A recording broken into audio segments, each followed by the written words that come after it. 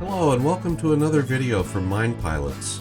My name is Rod Price, and in this video I'm going to review some of the concepts that developed in psychology in the 19th and 20th centuries and just kind of give a brief timeline of that development. So without any further delay, let's get right into it. Prior to the late 19th century, psychology was really considered to be a philosophical rather than a scientific pursuit. However, in the late 19th century, two figures emerged, Wilhelm Wundt and William James, and they began to apply the empirical scientific methods to psychological inquiry.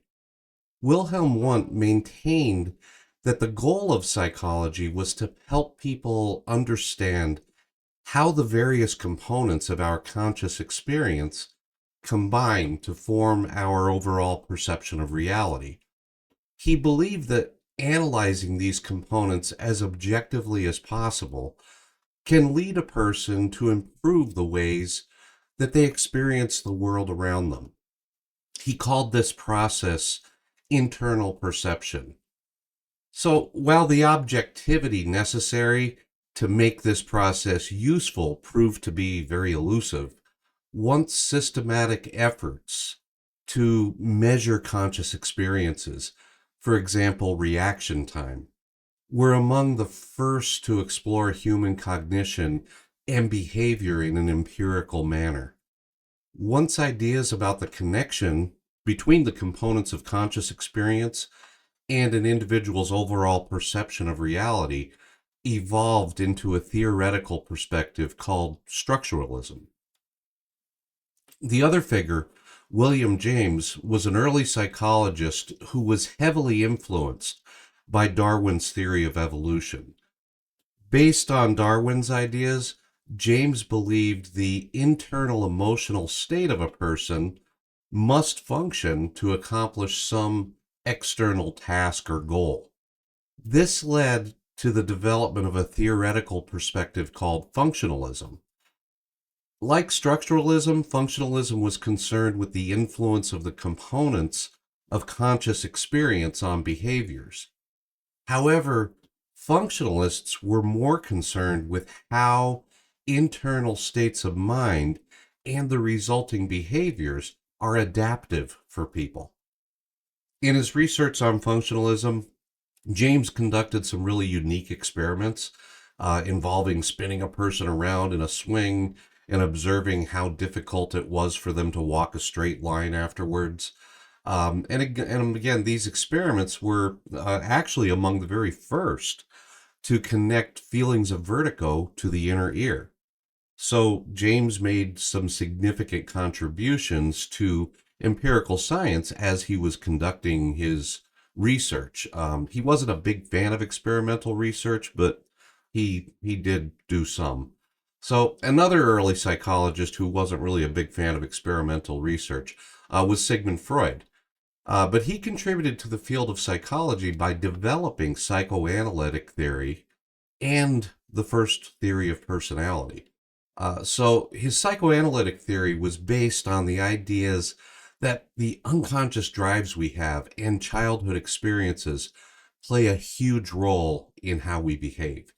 Freud believed that in order to understand neurotic behavior in adults, it's necessary to access the unconscious mind.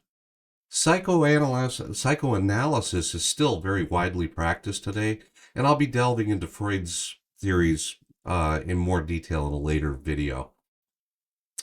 Gestalt psychology was developed in the early 20th century by Max Wertheimer, Kurt Kafka, and Wolfgang Kohler, and it's concerned with how people perceive reality. Gestalt psychologists are interested in how people perceive sensory stimulus and incorporate it into their conceptualization of the world around them.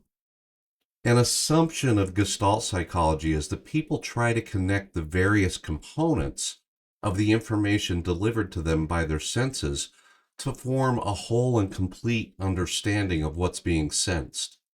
In other words, they attempt to fit all the parts together. A good example of this is listening to a person speak over a static-filled telephone or a radio.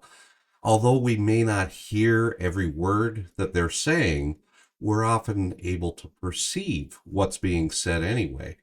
Our brains will contextualize and organize the information based on everything we've experienced in the past to try to fill in those blanks.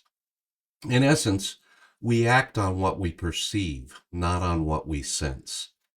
So, in the mid 20th century, behaviorists like John Watson and B.F. Skinner began to refocus strictly on behavior rather than the internal cognitive processes. From their perspective, the only empirical data that can be studied scientifically is that which can be directly observed. In other words, only behaviors, not thoughts, not feelings, can be empirically studied. So, behavioral psychology really has its roots in the work of Ivan Pavlov, who you may have heard of. He identified conditioning as a form of learning. Pavlov found that animals and people learn to associate two unrelated stimuli and will respond accordingly. In his experiments, Pavlov noted that his dogs would produce a large volume of saliva when it was time to be fed. He found that the dogs also began salivating when they heard a bell after dinner time, or at dinner time rather. When the bell sounded, they would begin salivating, even without the presence of food. So they had an involuntary response, salivating, to a stimuli that had not formerly produced that response. This eventually became known as classical conditioning, and it's one of the important ways in which human beings learn. So while Wundt and James and the Gestalt psychologists have been focusing on connecting internal mental processes to behaviors, the behavioral psychologists rejected that idea. Instead, they focused entirely on behaviors, how they are learned, how they can be changed. Ultimately, their focus on behavior and learning led to B.F. Skinner's experimentation, using positive and negative reinforcement and punishment to alter behaviors in animal experiments. This became known as operant conditioning. So behaviorism and psychoanalysis dominated psychology during the first half of the 20th century. During the latter half of the century, though, humanistic psychology began as a response to the lack of free will that was perceived in the psychoanalytic and behavioral approaches. The humanist psychologists were best represented by Abraham Maslow and Carl Rogers, and they believe that human beings are inherently capable of positive emotions, positive thoughts and behaviors, and they sought to examine the conditions under which they're able to maximize that potential. So Maslow studied people who embodied the characteristics he associated with self-actualization, or you could refer to it as inner fulfillment. He theorized that when people have their basic needs met, they're able to act toward fulfilling higher level needs. Rogers developed a form of therapy called person-centered therapy. In this version of therapy, the therapist provides a non-judgmental space in which an individual can identify solutions to whatever problems they're experiencing.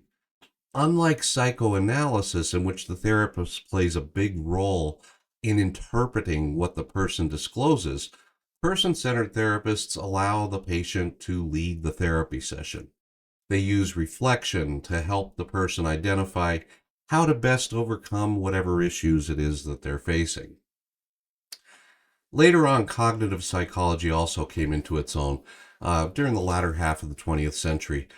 After the domination of the field by behaviorists during the early part of the century, advances in neuroscience sparked a whole new interest in these cognitive processes that James and Wundt had been exploring. So while many psychologists contribute to the growth of cognitive psychology, one in particular stands out, a German psychologist named Ulrich Neisser. He's often considered to be the driving force behind the cognitive revolution. So that's in a very brief format, the history of psychology from the late 19th through the 20th century. And that's it for this video. It was an overview covering some of the key developments in psychology during the 19th and 20th centuries. There's a lot of other figures who have been instrumental in the development of psychology as a science through the years. And there's a lot of theoretical approaches that I did not mention here as well. And there's certainly a lot more that can be explored. In future videos, I'll delve deeper into some of the ideas that we presented here today. And I do hope to see you there. Until then, take good care.